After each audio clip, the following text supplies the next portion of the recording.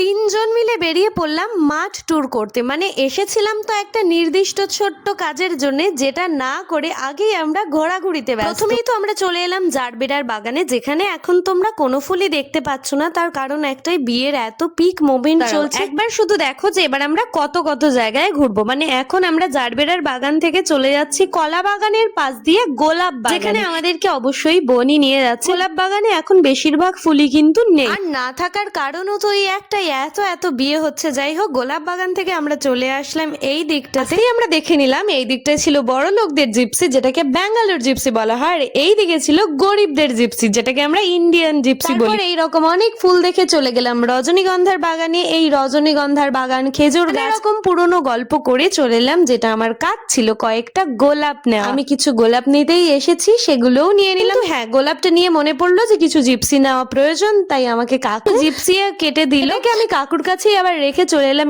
এই দিকটাতে। এখানে জারবেরার কিছু ফুল দেখা গেছে। তারপর যে আর কি কি করলাম, কি কি দেখলাম, সেগুলো নিয়ে আবার পরের ভিডিওতে আসছি। টাটা, জয় নিতাই।